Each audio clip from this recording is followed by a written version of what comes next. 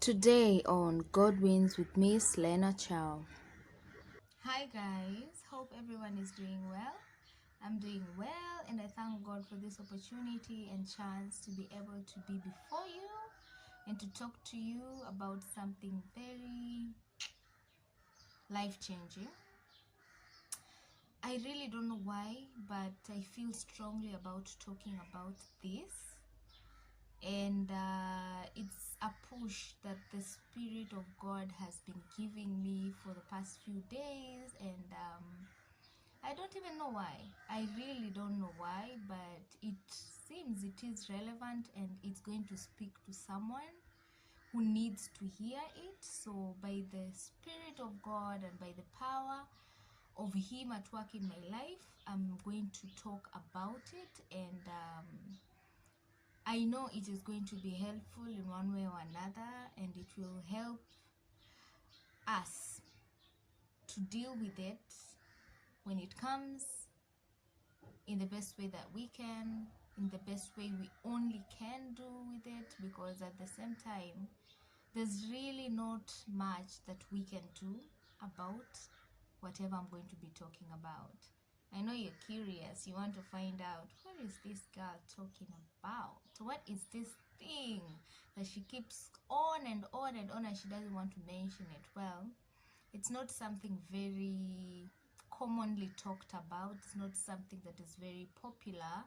It's not something that people really like to get into talking about, because it's not the most friendly thing to talk about at the end of the day. But it's a reality check. It is so final. It is so with us on our day-to-day lives and interactions. So we have to talk to each other about it at some point. So I guess that's why the Spirit has pushed me to talk about it. So anyway, without further ado, let me unleash the topic of today's discussion, and we're going to be discussing loss. Yeah, loss as in losing someone you love, in death. There are those circumstances where someone has been ailing for quite a while, and you know deep within you that at some point they'll go, but you're never prepared. And there are those that die suddenly. So we're really going to be talking about loss. And loss is a big topic to cover.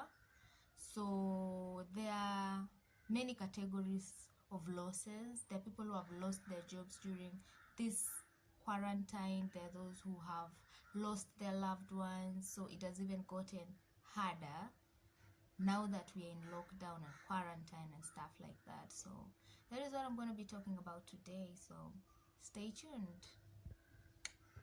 Kindly do subscribe if you haven't subscribed already, and if you have, we really bless the Lord for you, even as we continue. Welcome back. So yeah, we're talking about loss. I know it's not the most flattering topic to actually dive into, but I want to share my experiences with loss with someone. And like I said earlier, I really don't know why God has led me to share this, but I believe it's relevant for somebody. It may not be today, the day that they will watch this, it will resonate with exactly what they're feeling. So I'm gonna generally start with losses that I have incurred way before this period of lockdown and quarantine and stuff, because I believe the toughest season to lose someone is this season of COVID-19, because of the lockdowns and the restrictions and the regulations. It's almost impossible to mourn someone you have lost. And there's that aspect of getting together as relatives and friends and just trying to make sense of everything and just being there for each other, crying together, praying together, that unity of just being together and dealing with whatever loss does to us has been snatched by our circumstances at this point in time. And it's been hard, and having lost people during this COVID-19 season, Hey, it's been tough. It's been tough. But I will start basically on an uncle of mine I lost a few years back, and to this day I remember so well and vividly. We were sleeping at night with my sister, and then we got the call that my uncle had passed on. And the thing is, it's not like we didn't expect it would happen, because he had been ailing for a long time. So we knew at some point he's gonna die. And anyway, we all know that at some point we are all gonna die, right? But when the death call comes and the confirmation that someone is dead comes, it never like feels real. Like, you are never prepared, no matter what. Even if you are in the ICU with a patient, taking care of them every day and every night, you are never prepared for that moment where you're told, we are sorry for your loss. It is never something that you're prepared for. So I remember when I got this call, we woke up, and I remember listening to this song by Whitney Houston. I look to you, I look to you.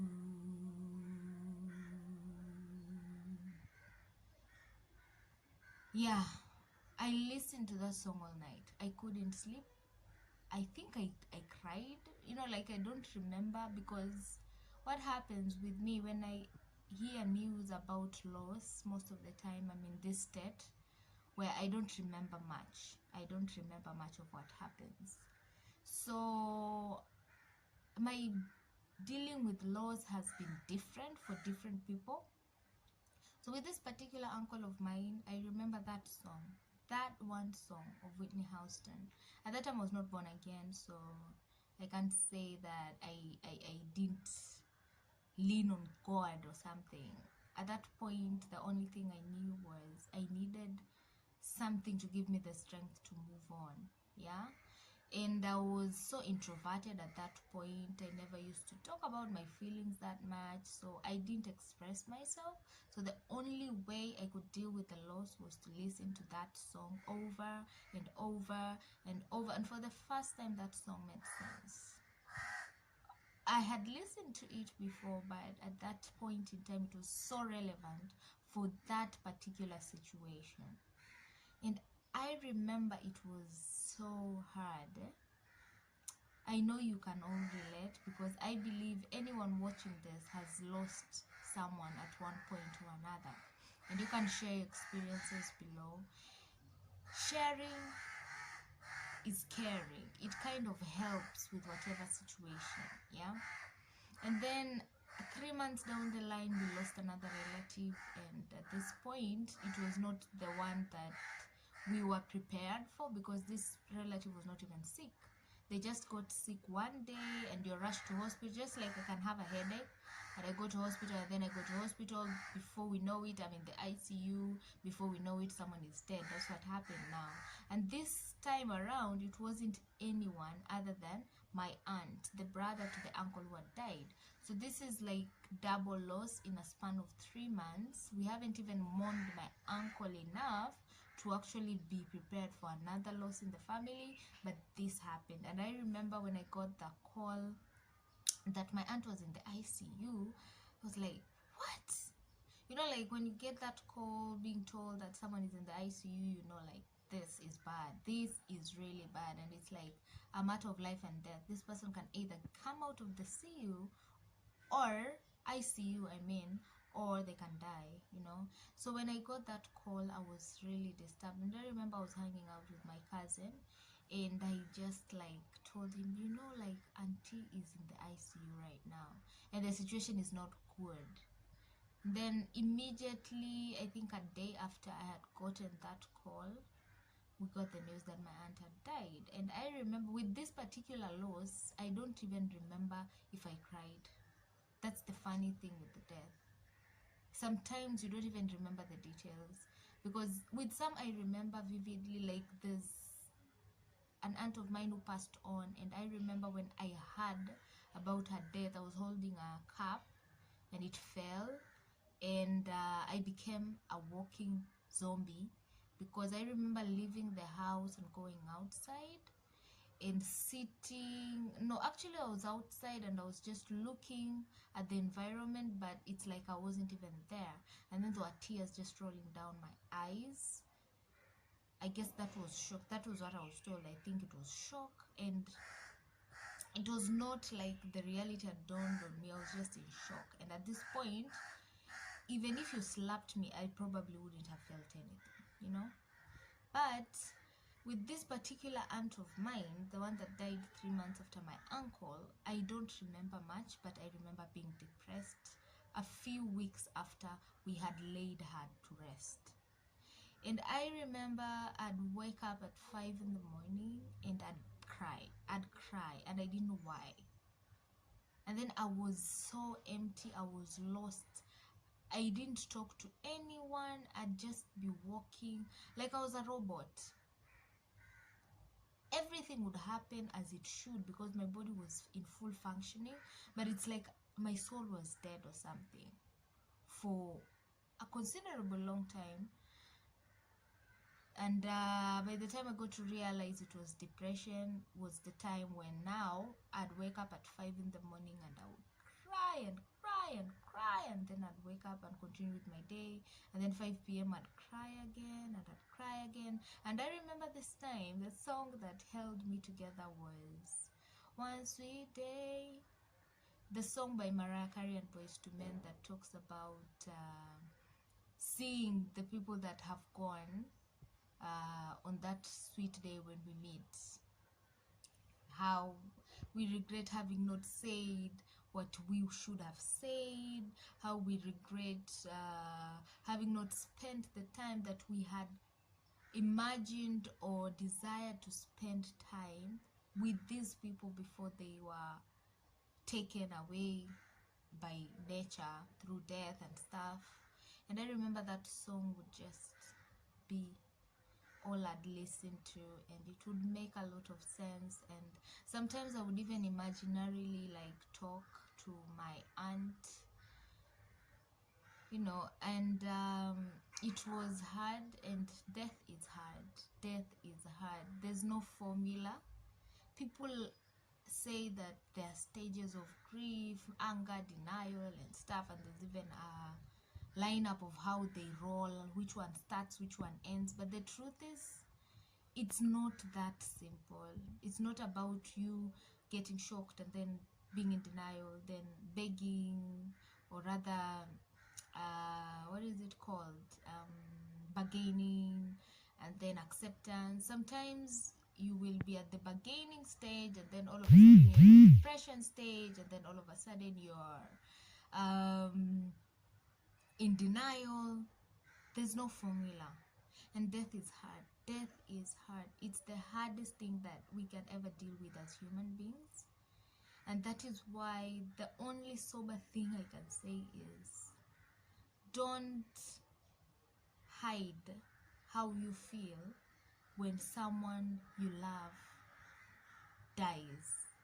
Express whatever it is you want to express the way you want to express it.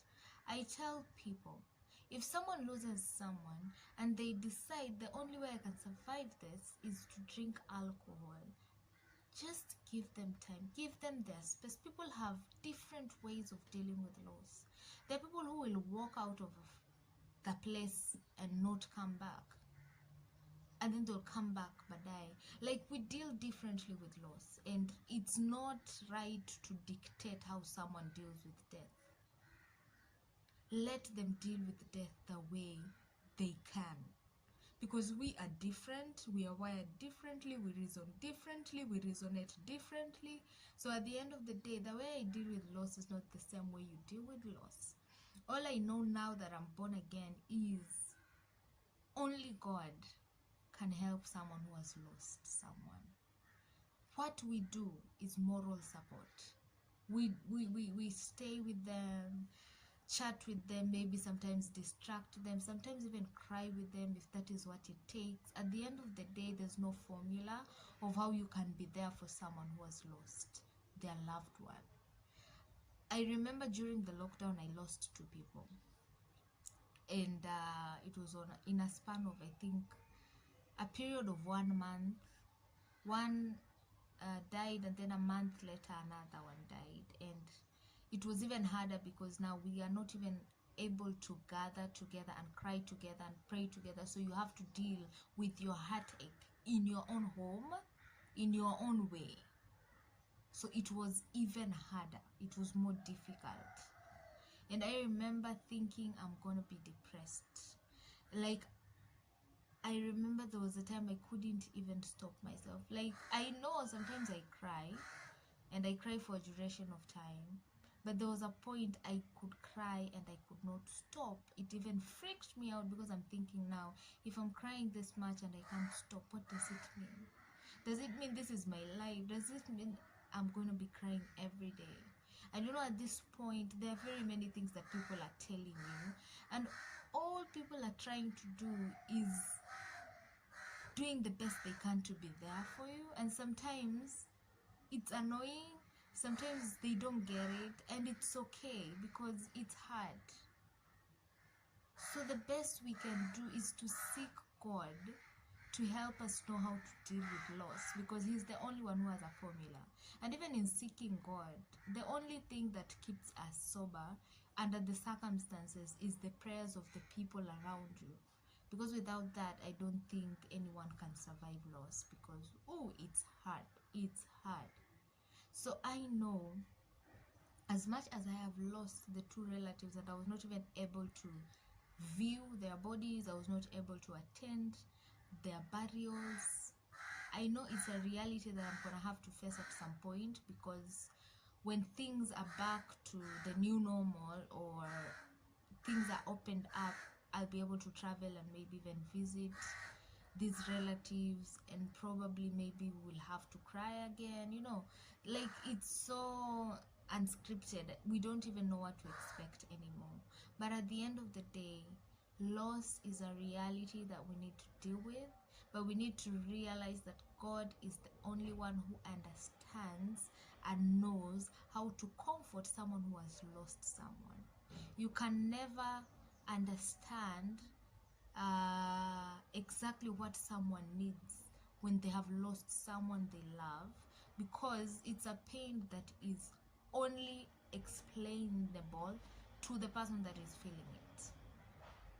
And as much as, yes, I may say, yes, I know loss, I have lost someone, and this is how I dealt with it, that is not exactly or necessarily the way this other person will deal with the loss of the person that they have lost. So at the end of the day, there's no formula and there's no standard way. The only thing that we have is God and what God instructs. Because I remember the only thing that was holding me to myself was prayers from other people, not even from me, because at this point I didn't even have the strength to pray. I didn't. It didn't even make sense. I remember being in church, since we are on church online, I was in church online, and I remember this particular Sunday still dealing with the loss, and I am online and the service has begun, and it's the worship set where people worship through music, and I just couldn't do anything. All I did was cry throughout the session, and it was about 45 minutes of singing. And then after that, the preaching begins, and somehow, by the grace of God and by his strength, my crying stopped and I was able to listen to the sermon. You get? So there's a way that emotions come and overwhelm you. Some days are harder than others. You might think today is great and I'm doing better, and then tomorrow you wake up and you are in the worst of places. Like, grief is so unscripted. There's no formula, there's no like way or a way you can like say, this is what you will do so that you can feel this way, this is what you can do so that you don't have to do this. There's no way. There's no formula. The only formula that we have is Christ. He's the only one that will make sense of anything and everything. And at the end of the day, he's the one who gives us strength to deal with loss.